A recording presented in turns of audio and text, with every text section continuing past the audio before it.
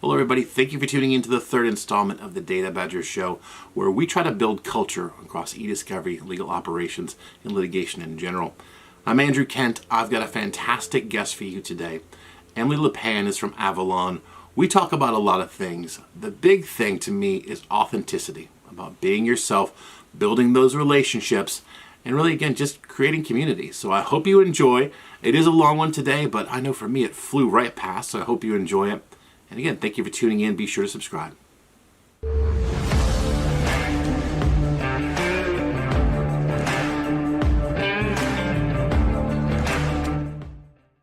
All right, thank you for joining, everybody. I've got Emily LaPane here. She is out of Avalon. She is the Director of Digital Forensics and eDiscovery. Emily, thank you for being on. Thank you so much for having me, Andrew. I'm so excited. This is my first time ever doing a podcast. And I swear, I feel like I very slowly need to talk about a murder right now or a cold case. So this is just super exciting for me. That is awesome. My wife watches Forensics Files, something like that, almost every night. I'm getting a little bit nervous, but she may actually watch this one if we talk about those things. So I want to head to the easy part. I grabbed the title for us. You do the hard part. Tell me, what is it you actually do? So I do everything from beginning all the way to end. So I'm responsible for speaking with firms, learning about, each individual need inside of a case and just kind of setting it off, really setting the tone of everything that's going on, all the way from the collection of hard copy to devices, all the way down to, review and everything of the sort. Awesome. And we talked last time with Stephen Herrera about the importance of relationship building and knowing that you had a person on your side, that advocate. I started working with you guys because I knew somebody, a former employee there, who he and I had a great relationship. In that relationship, though, I had heard over and over again about all the things that you guys did. And that's why then when I came, when I had some work to do, some scanning to do, I immediately was like, well, wait a second. I bet Avalon, from what I've heard, be able to do that. And that's how they hooked us up. And I think we had, a great relationship in terms of knowing or feeling that, you were that advocate for me, that it wasn't just, signing up or, it wasn't this handoff. It was Right. actually you wanting to make sure that everything was great because, quite frankly, you wanted to continue working with us. So I really appreciated that. Oh, no, seriously, thank you. Kind of like the ABBA song. Thank you so much for taking a chance on me. I love being able to like just get my hands into a project and really setting the tone of high level of communication right from the jump, setting that bar for, service expectations, and really just being able to like click and engage into getting something done. So we just love, working with you, and we've had so many opportunities that have come just from that. So just like what you're saying, relationships are like a spider web and they just keep expanding and expanding. And I can't tell you, just doing that one piece with you really, just set the tone for so many things because so many pieces of that went so well. So just love it. Thank you. And Emily, as I understand it, you haven't been in the business for too long. Can you kind of give us your background, your origin story to how you got here?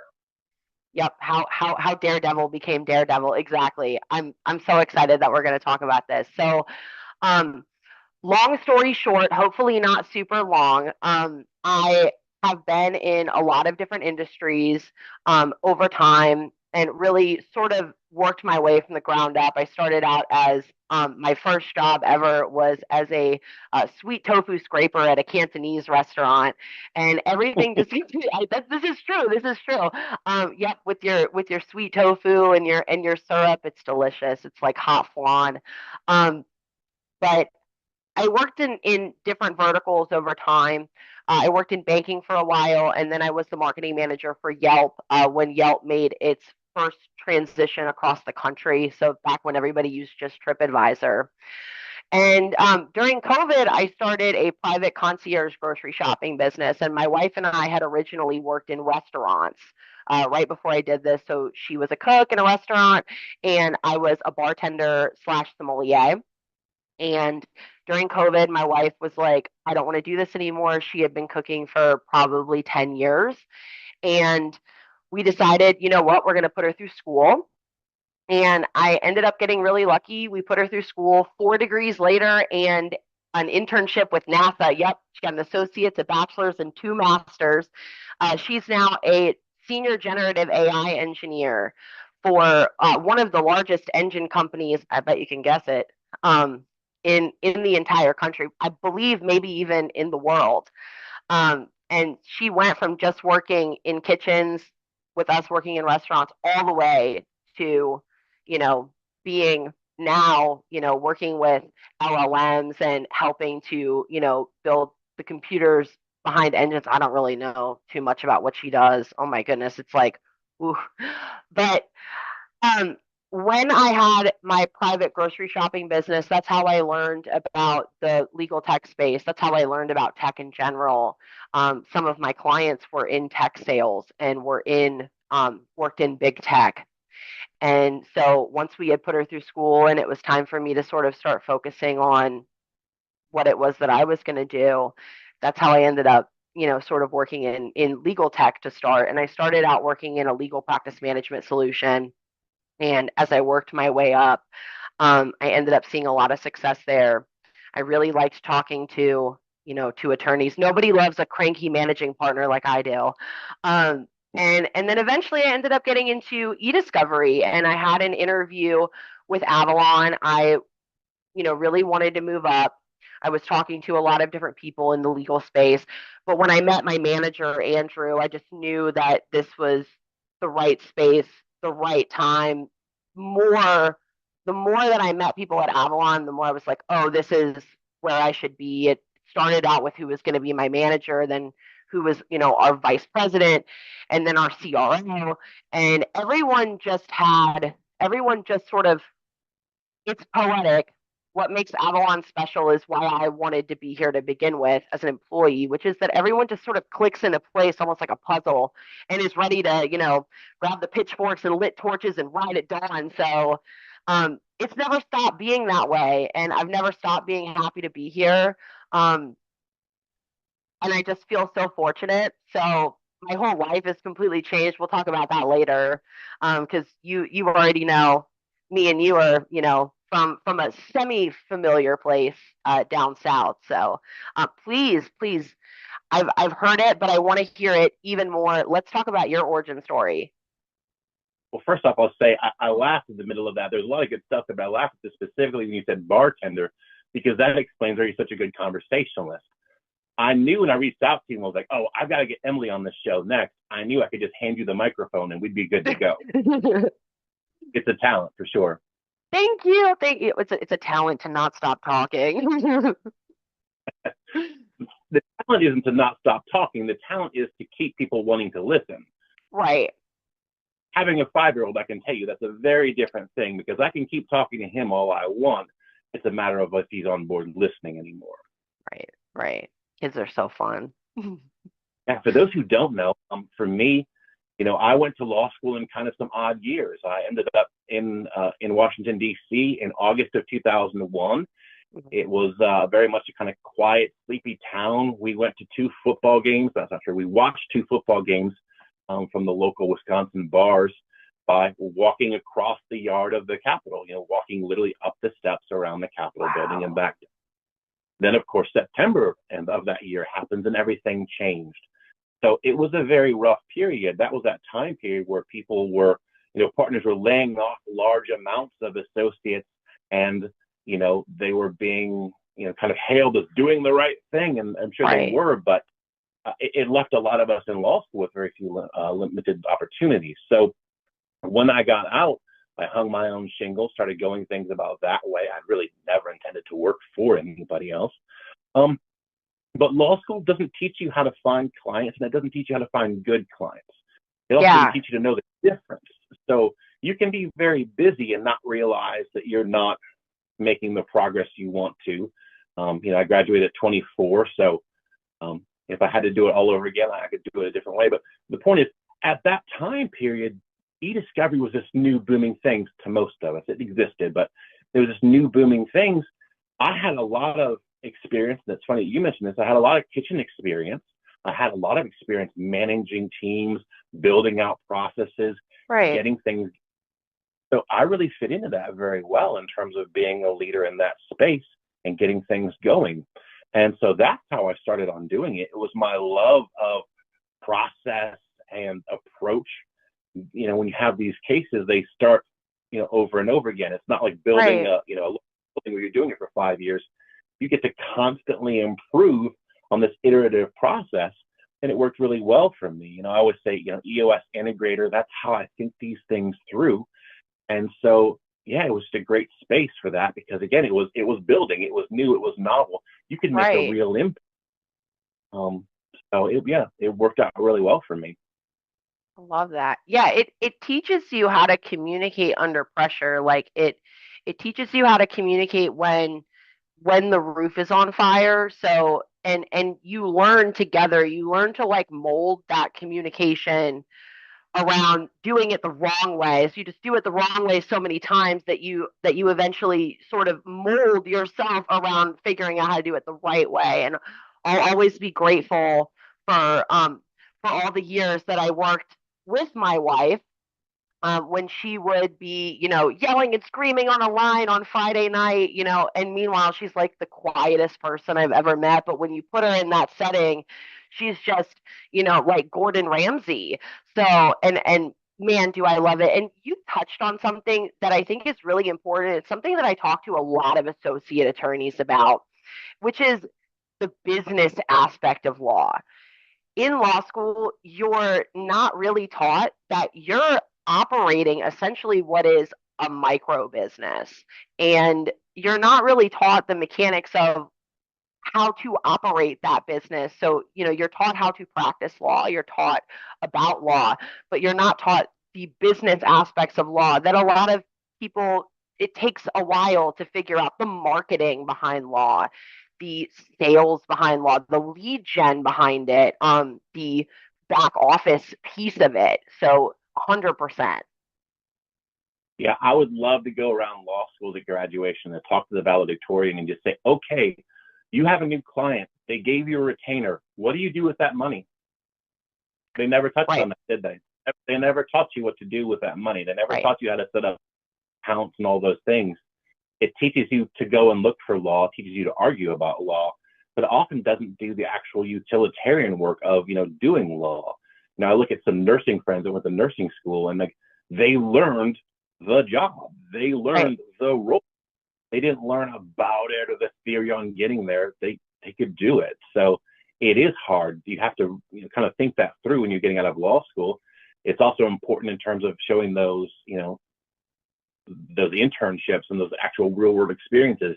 You got to make sure you get there. And that's the biggest thing I say to people, especially in college, what do I need to do in college? Get as many internships as you can. It's Right. okay to get a C on something as opposed to an A and get a great internship, um, as opposed to just getting an A and not doing it. Right, right, exactly. Because you have that real world experience and you also have the opportunity to ask a lot of questions. That's something that I really believe in, which is just keep asking questions until you completely understand, because it's better than going the wrong way and then having to go back because you lose trust. You lose trust, you lose time, you lose the ability to make choices that you could if you were sort of going about it in that choose your own adventure way where you're asking questions and you're making the smart moves as you're going, and being able to have those face-to-face internships gives you the opportunity to really be in front of somebody who can impart that level of knowledge onto you. Mm-hmm. You bring up the area. You recently moved from Virginia Beach area, I think, to New York City, and I will I always say at the did. last thing today.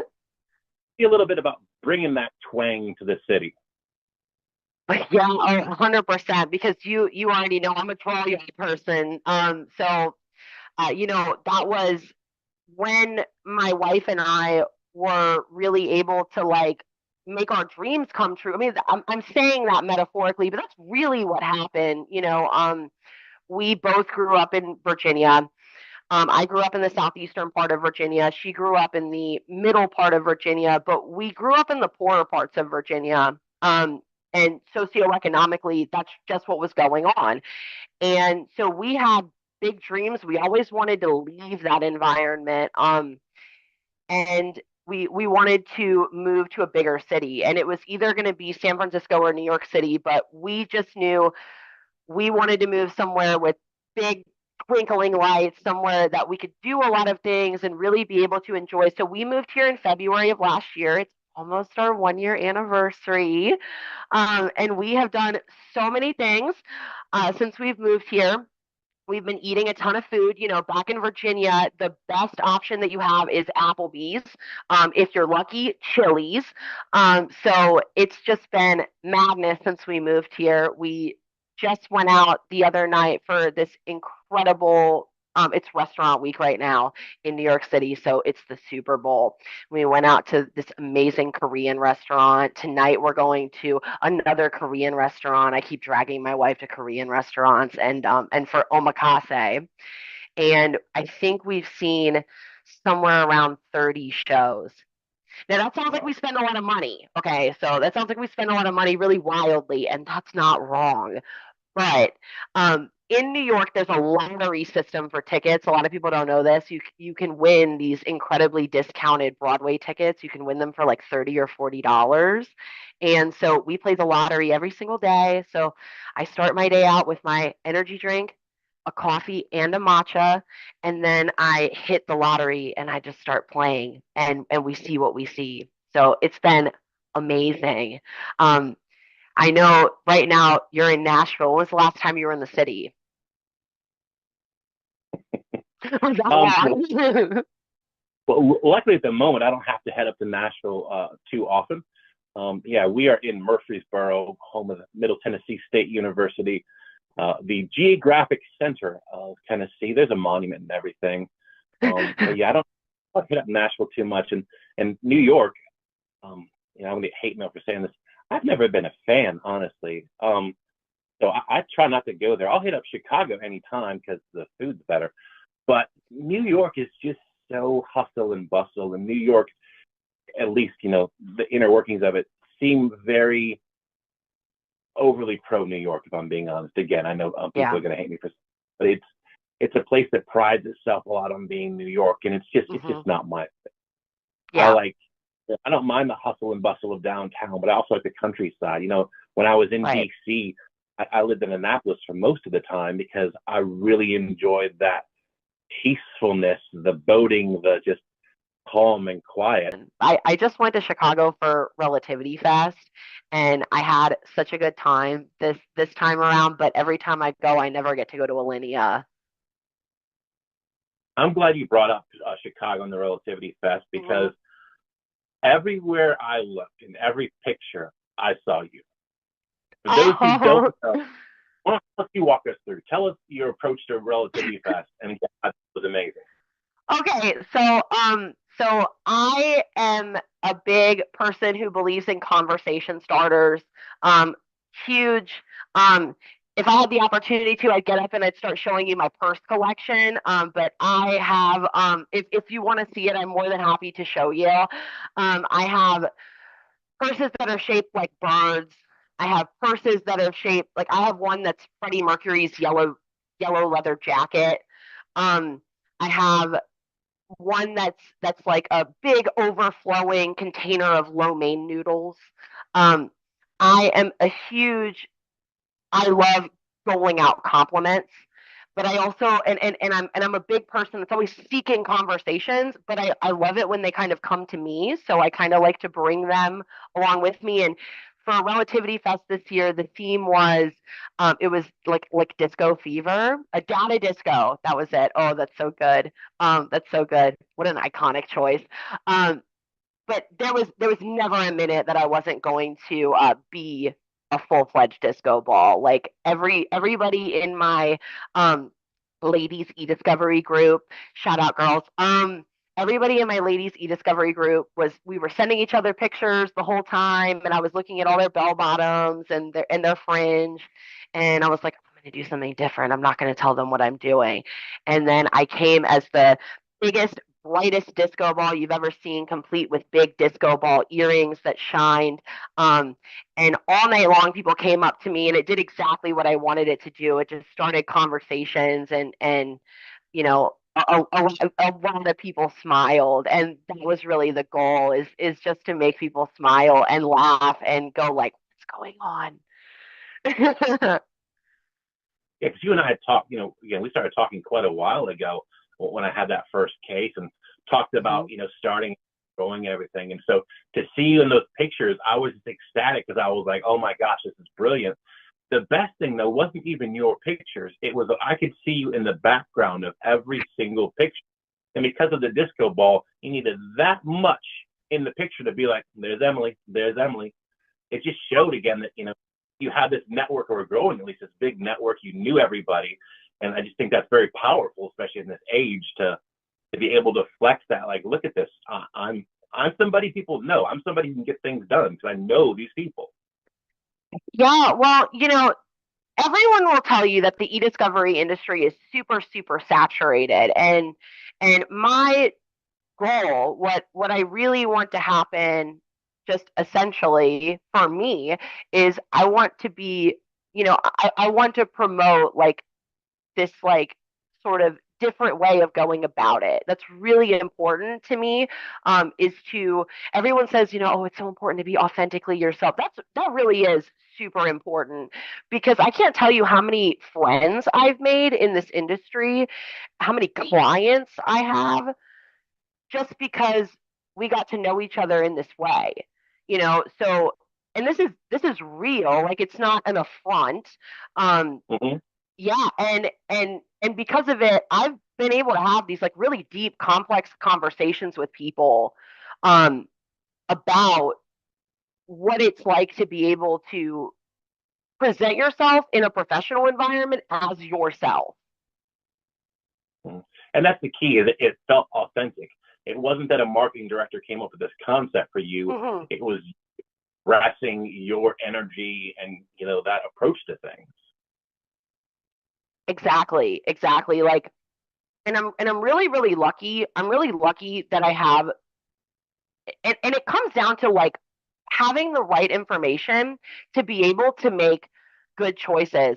When I met my manager, Andrew, for the first time, we just clicked. Like, we just really clicked. And I could tell this was someone who really appreciated me for me. Before we did this podcast, I'll give you an example of this. I went to my manager. I said, hey, Andrew, what do you think that I should talk about? And he goes, I think that you should just talk about you. I think you should talk about you. And Avalon can be an aside to that. When do you see that in a professional environment where your manager is like not trying to dull your disco ball shine? Like, I get so lucky, and I feel so lucky every day. And that's why I'm never going to leave, because where's that going to happen? There's always an asterisk that that there's an asterisk that comes with being the loudest person in the room, or being a really opinionated person in a room. Everybody wants to think that they're going to be accepted for being themselves, but in practice, you're not. So I love that there's no asterisk to my job. My job appreciates me for me. They celebrate me for me. This is my second year winning an award at our kickoff, and I feel so accepted and cherished. That's so important to me. It's so important because I cherish others. I mean, we're here. I cherish you for even asking me to be here. That's so nice of you. Um, and I really appreciate it. And it's so important that we do that for each other. Yeah, and I'll say, I asked initially, I was going to keep bothering you. I wanted you to be on. It was going to happen at some point, so I'm glad you Well, just accepted it early. I did want to you talk you about and that I award. both know you don't have to beg me to talk. I'll just do it. Talk me through that award though, because that was great. I'm so sorry. Oh my God. I'm so sorry. Talk you through what? The award. Talk me through the award. What was the award for? So I won the Momentum Award this year. Last year I won Rising Star. This year I've now been here for a year and 8 months. So my star is fully and completely no longer rising. But the good news, it's not setting either. Um, this year I won the Momentum Award. That really mattered a lot to me because eDiscovery is an interesting business, right?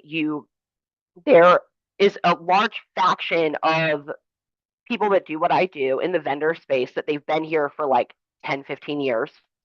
And they establish relationships with people sort of in the beginning.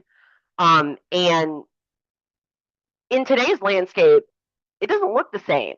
You know, like for lack of a better term, law firms are spoiled for choice. Like there's a million vendors. There's a million tools. It's and also we don't work in the same environment now. Like in the past, we would have done this podcast in person. And I would have gone all the way to Murfreesboro to do it because I told you you can't stop me from talking. Um, but we transact business in a different way. Law firms value things differently. Everything is faster now, and I love that. But in order to work in that environment, you have to be adaptable, really, really, really adaptable, and very aggressive. And so, I was given that award because I'm just pushing really, really, really hard. I'm pushing really hard. I don't rest on my laurels. Um, you know, when I interviewed for this job, my boss asked me, he said, "What makes you different than everybody else?" I think every interview they ask people a question like that, but I have one answer that that I give everyone, and it's that I can turn a wrench and clean up oil. I'm not afraid to roll my sleeves up and work really, really, really hard. So I find people when they're not looking for me. I insert myself, everywhere I can, and that's done well for me. Hopefully over the years it'll do even better for me. But there's just never going to be a point that I'm going to stop. Because I always want to meet people and I always want to keep going and I always want to be the very best that I can be. I've been so lucky that I'm not working for $12 an hour anymore in a restaurant. Um, and I'm never going to stop taking that for granted. And I'm never going to stop trying to give to the people that give to me every day, which is wonderful people that I work with. And you know this, the reason I started this show, I wanted to kind of build community. And I think, especially at this time, we need it. I wanted people to get to know Emily, but give me a moment to get to know Avalon. What is it that makes Avalon special? What are your differentiators? Give me your elevator pitch at least. Oh, so Avalon is the best at being the best. We all look at ourselves as being superheroes. We click into place, we ride at dawn. Like I said, we grab our pitchforks and our lit torches and we are just going at it for the client. The client, my favorite thing that the client will say is that they need it done yesterday. I'm like, oh, okay, when does this need to be done? Yesterday. Perfect. I can get it done yesterday. Um, that's how we're moving. And we take this approach of starting at the beginning and moving our way to the end. So everything is tight in lockstep. We're focused on things and touches that others just aren't. And that's something that I really resonate with, which is that we're here for you from paper, which nobody does anymore, like paper. Paper. As well, I'll say that. We still need so it done. So people who are doing it well are very, very few and far between. Right, and often we're called in to be able to execute these huge, huge projects for firms and for end clients. We're just constantly going above and beyond, checking in. Like I said, we're there to start from the beginning. So we're here servicing clients with paper needs, forensics needs, all the way from hosting into reviewing. But where we really excel is just starting out on a really good foot. Starting out right at the beginning on a really good foot and carrying that through all the way to the end. So we're not everyone that works for Avalon is high quality. Our PMs are incredible. We have attorneys that are PMs. We're just not skimping. We're not skimping anywhere. We're completely invested in just being incredible from start to finish, and that really shines through. We have a 92 NPS score, which is insanely high. It's higher than Microsoft and Apple, and there's a reason for that. Our clients are super happy. I hope. Just kidding. They love us so much, and we just really love going above and beyond. You've had me stuck on Freddie Mercury since the moment you mentioned that purse. I do need to see that at some point in life. So, but it got me thinking about Freddie Mercury. It got me thinking of all the costumes you should be doing for your next big, reveal. Now, obviously, don't tell us what it is, but is there a next costume coming up at a RelFest or Legal Week or here in ILTA? There may or may not be a gigantic list of things that are coming that expands every day. I'm not sure if you have the ability to like pull up photos, but my brother and I, we go really, really hard for our mom for Hanukkah, really hard. And 2 years ago, we were an Oompa Loompa, and I was the blueberry girl. Oh goodness, Violet from Willy Wonka, Charlie and the Chocolate Factory, and I have a picture of my brother rolling me down to the squeezing floor. We did that at the J.C. Penney portrait studio, by the way. We did it right in the middle of the holiday season. So you have all these nice families there in their nice outfits. My sister-in-law wanted us to do photos. She wanted like a blue jeans on the beach kind of look, but I was like, yeah, I'm not doing that. And we did this instead. Yeah, so we did that. And this year we did it again. This year we were newborns in a newborn photo shoot. So if you want to see that, let me know. It's pretty crazy. Yeah, and this year, for Mother's Day, we're gonna do it again. We're gonna be Bob Ross and the Happy Little Tree. So that's coming up soon. And I don't want to get too much on this, but I talked a little bit with another group about what they call verism. I won't get into it, but basically the art that starts showing it's not meant to be overly pretty. It shows warts and wrinkles and all. It's realism. And I feel like AI hasn't gotten to the point of really showing realism in the stuff I'm seeing out there. So I love all of this because this is stuff that like an AI, that like a computer would never think of. It's so human and fun and whimsy that it has to be authentically human for you to get there. Yeah, and you want to know what's so funny about you mentioning this is that I at one point tried to use AI to give me more ideas of like what we could do. And I told, I gave it a prompt of telling it everything that we had done, and I showed it all the pictures that we've done so far. I said, give me some golden, unhinged ideas just like this. And it couldn't.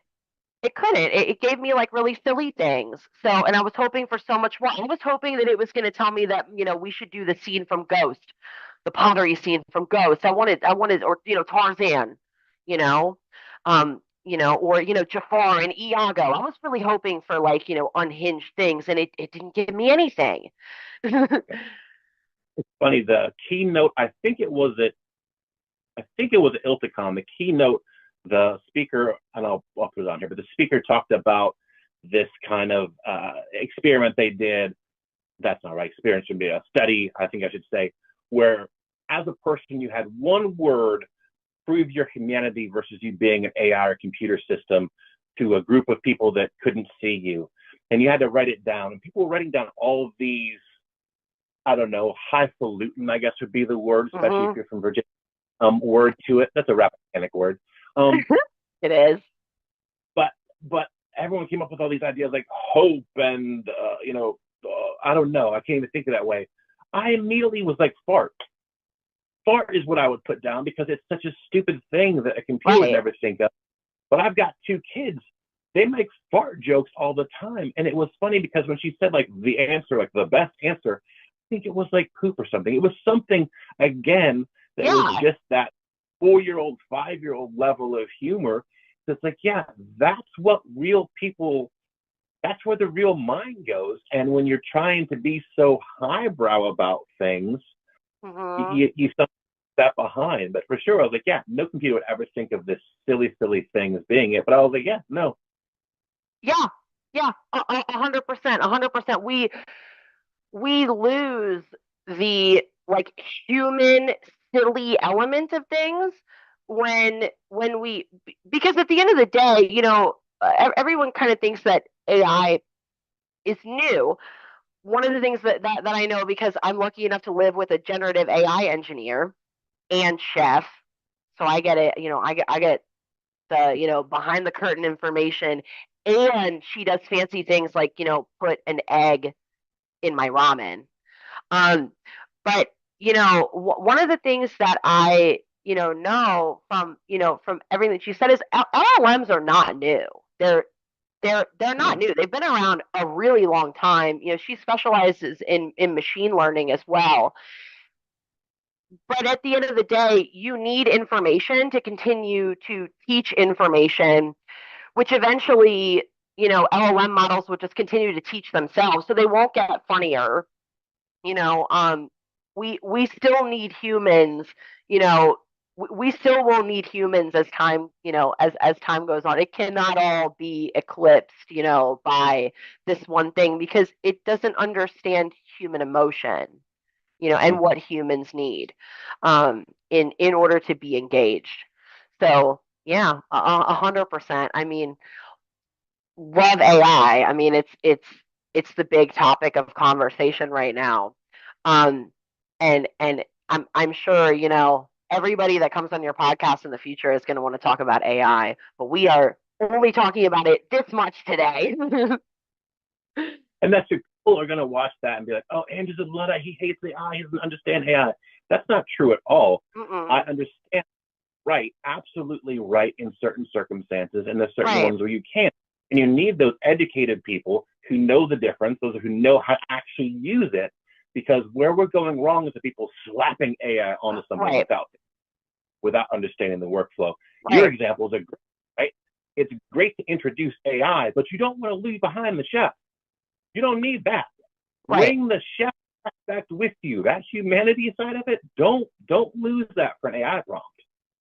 Right, right, right. And we lean on it, but we don't want to lean on it too much when it comes to things that require our time and energy, and require an emotional response, because there's something that's lost in. And I mean, I feel like I can look at something now and just be like, "Oh, that's made with AI." Like you wrote that with AI. Like it would take 5 minutes to, write write an email to me. Like, there's things that it's fantastic for, those like mundane tasks, and being able to extract information. Oh my goodness, amazing to extract information. But when it comes to the human element of it, that's something that, you know, it shouldn't be lost. But I'm also somebody that, I still watch Match Game 76 on Game Show Network, and I still, love Topo Gijo from the Ed Sullivan Show. I really value that level of, like, neighborly communication, and that's the piece that I really don't want to see go away. Absolutely. Emily, you and I could talk all day. I know. When is the next conference we'll see you at? When's the next opportunity people have to meet you in person? Ooh, that's such a good question. TBD, TBD. I will post it between all of the surveys that me and you go tit for tat for, on LinkedIn. You did cheese, by the way, the other day, right? Did you do a cheese survey?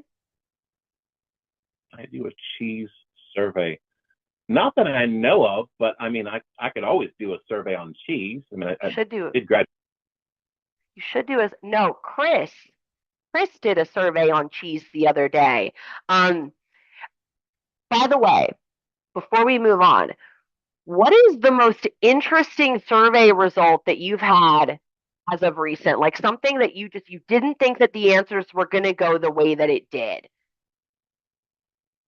Yeah. I really do try to find things that interest me because these are just random ideas that come up to me from Same. time to time. The thing I found most shocking, revealing, interesting, whatever, was I did a survey on how do you pronounce Brayon, and the answers I got on that were absolutely jaw dropping. You and I did the couldn't, same one.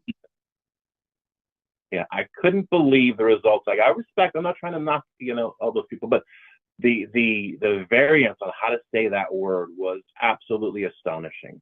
Um, yeah. Crayon, crayon, crane. What ended up being your number one for that? I asked people that at a kickoff meeting. I call it my senseless survey. I like went around to all my coworkers and I asked them this, and the results are staggering. What was your number one?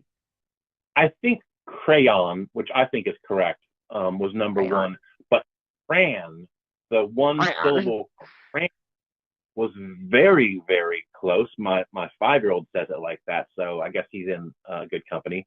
The other one that I always get my blood boiling is the conversation on is a hot dog a sandwich, which obviously it is a sandwich. The people who doubt that it's a sandwich, not to get too into it, but the people who doubt that it's a sandwich are not looking back on their history. They're not remembering the third Earl of Sandwich, who used bread to eat meat as a way to keep his hands clean, which is absolutely what a hot dog is.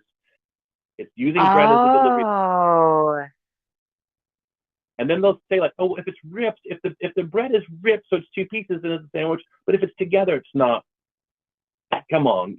Then like you go and get a Subway at some place, and sometimes it's cut all the way through, sometimes it's not. So sometimes I ordered a sandwich, sometimes I didn't. Can I sue them for contract valuation if they said I was going to have a sandwich and it's in one piece? That's the one where people. I put it up every so often. Now you've got me thinking. HIPAA is one where the first time I said, how do you spell HIPAA? So many people missed it. I've done it like three or four times. People are getting much better.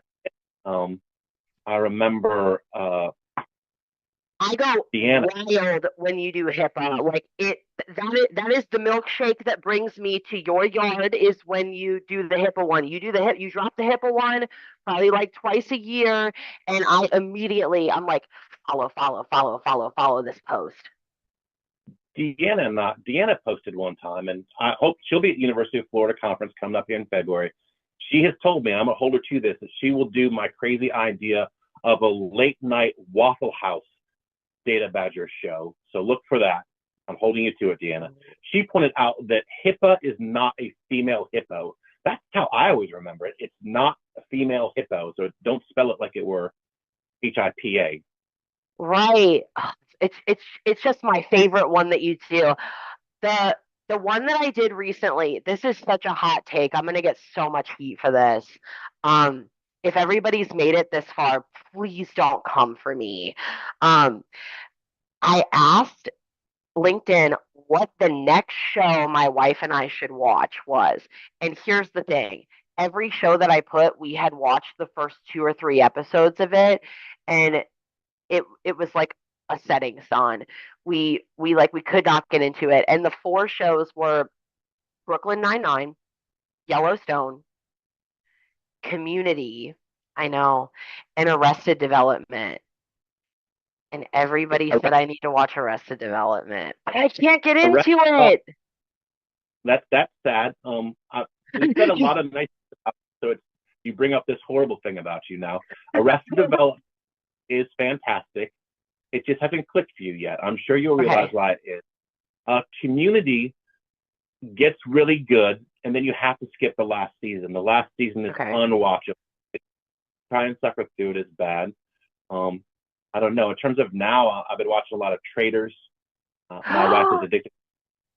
I won't spoil anything, but the last time, shame on you people. That wonderful man you threw out, he was a faithful through and through. Shame on you people. Michael Rappaport? Is that who you're? Well, oh man. spoiler, okay, spoiler, okay, hold on. But we're spoiling last set. No, wonderful person, not Michael Rappaport. That's C-level comedian. You knew he wasn't the traitor because have you ever seen him try to act before? Right. Yeah, Right. there's a lot of good stuff. It's hard because everything is, you're watching everything out of order, out of a broadcast system. I'm watching a lot of Fallout when it finally comes out. What We Do in the Shadows is always great to look back on. Hmm. I've loved Frasier for a long time. My wife has watched Psych all the way through, probably 9 or 10 times.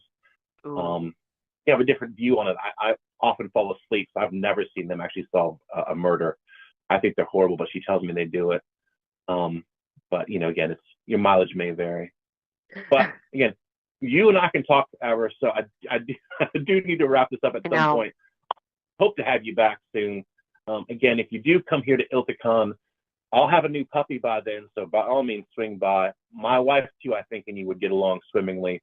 So bring your wife, especially if she brings some pans, and Hmm. for sure, hit up Nashville. Awesome. Thank you so, so much, Andrew. It's so fun to get to talk to you. And off camera, we're going to need to talk about traders more because I just went to the traders experience in New York, and you get to be either a trader or a faithful. And everybody thought that I was the trader at the end. Everybody wrote my name down on the slate, and I was 100% a faithful. So, Maybe I could learn to love New York. It's sounding better and better as you say it. All right. oh And yeah, thank you, Emily, everyone who watched, anyone who made it this far. I appreciate it. awesome. Thank you so much.